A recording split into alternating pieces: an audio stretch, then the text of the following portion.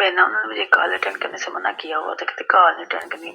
अस्सलाम वालेकुम जी, welcome to my YouTube channel. कैसे हैं आप सब लोग जी। तो आज की हमारी वीडियो बहुत ज़्यादा इम्पॉर्टेंट है। जो लोग जिनकी इटली की वीज़ा की, लीगलाइजेशन की, वर्क परमिट की, स्टूडेंट वीज़ा की अपॉइंटमेंट्स बुक हो चुकी हैं या होने वाली हैं या उन्होंने करवानी है, ये उनके लिए वीडियो है। ख़ास तौर पर अच्छे से इस वीडियो को एंड तक सुनिएगा, आपको बहुत सी इन्फॉर्मेटिव चीज़ें मैं बताने वाली हूँ।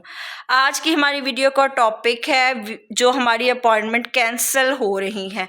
हमें रिसेंटली एक कस्टमर ने अप्रोच किया, उनकी लीगलाइजेशन हो चुकी थी, उनकी वीज़ा सबमिशन की अपॉइंटमेंट थी और पहले उनकी अपॉइंटमेंट, क्योंकि आपको पता है आजकल इटालियन एम्बेसी की हॉलीडेज़ चल रही हैं, उनकी अपॉइंटमेंट जो है वो 9 फ़ेब की थी, लेकिन वो जो है वो शिफ्ट कर दी जानी थी। ठीक है, जैसे कि बाकी सबकी उन्होंने शिफ्ट कर दी थी, रीस्केड्यूल कर दी थी।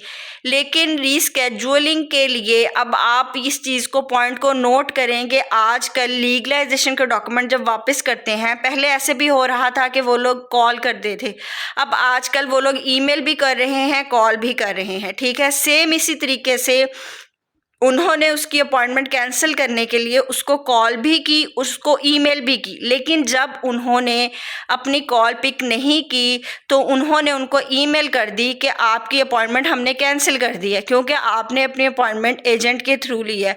उनको इस बात का शक हुआ जब उन्होंने कॉल पिक नहीं की। और इसी तरीके से ईमेल है, अगर आप ईमेल चेक नहीं करते, रिस्पॉन्ड नहीं करते, तो उनको फिर भी यही जो है इन्फॉर्मेशन जाती है कि जैसे आपने किसी एजेंट से ली हो। ठीक है, तो इसमें ये मैं आपको उसकी जो है वो वॉइस भी सुनाती हूँ, उसका ईमेल भी दिखाती हूँ जो उसको आया है।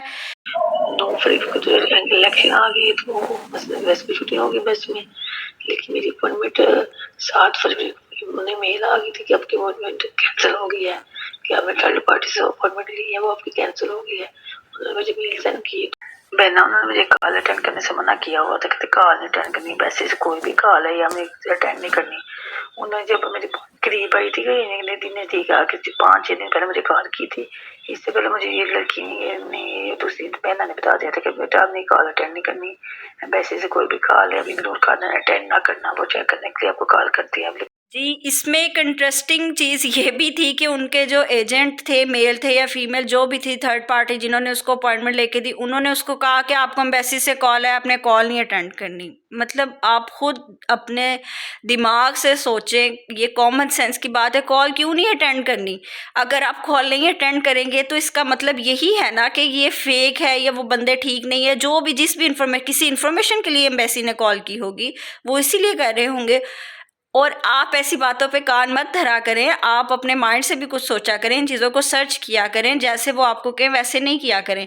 आप पहले इस बात पर टोटली सर्च करें, अपना सब कुछ देखें और फिर जो चीज़ आपको समझ आती है उसके ऊपर वर्क करें। काइंडली इन चीज़ों को जहन में रख कर अपने अपॉइंटमेंट्स बुक करवाएं ताकि आपको फ्यूचर में परेशानी ना हो।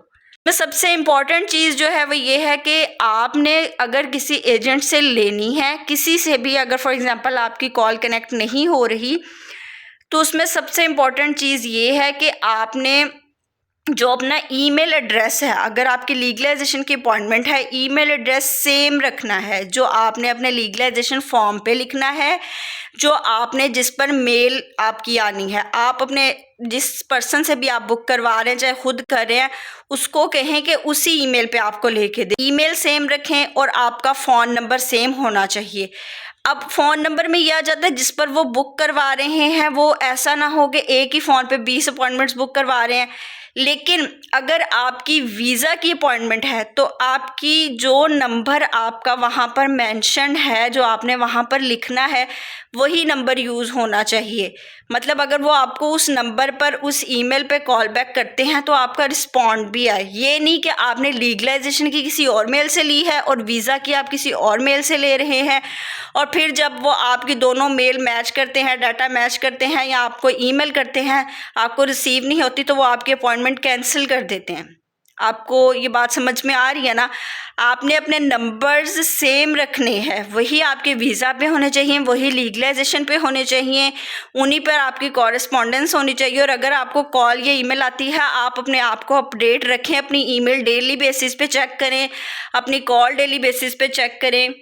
अगर आप किसी थर्ड पार्टी से लेते हैं तो आप उनसे कहें कि नंबर अपना चेंज करें, मतलब अगर आप फ्रीक्वेंटली एक ही नंबर से ले रहे हैं उसको चेंज करें। लेकिन जब आपको आप जो असल ये बात नहीं है कि उन्होंने जिस नंबर से कॉल की है, मतलब वो नंबर अगर तो आपकी फ़र्स्ट टाइम वो किसी भी नंबर से ले रहे हैं वो मसला नहीं है, लेकिन जो नंबर उन्होंने लिखवाना है वहाँ पर वो नंबर आपका एक्टिव होना चाहिए। उन्होंने आपको रिस्पॉन्ड तो उसी नंबर पर करना है, लेकिन अगर आपके उस नंबर पर आप कॉल पिक नहीं करते, किसी भी वजह से वो मसला आ जाता है, तो उनको तो यही वो जो है ना वो इन्फॉर्मेशन जाएगी कि आपका वो फेक है। ठीक है, आपने और जीमेल भी आपकी सेम ही होनी चाहिए जो आपकी ईमेल की है लीगलाइजेशन की और जो वर्क की है जो आपने अपने फॉर्म्स पे दी है। ये नहीं कि आपके फॉर्म पे और हो जिस पर आपकी बुकिंग हो वो और हो। जब वो इस चीज़ को क्रॉस चेक करते हैं तो फिर मसला होता है आपके लिए। तो ये इन्फॉर्मेशन आपको इसलिए मैंने डिलीवर करनी थी। मैं आपको उसका अपने वॉइस भी सुनी है, पिक्चर्स भी देखी हैं, तो काइंडली इन चीज़ों का ख्याल रखें। ठीक है, अपने लिए और अपने इर्द गिर्द वालों को ये सारी इन्फॉर्मेशन डिलीवर करें। Thank you so much.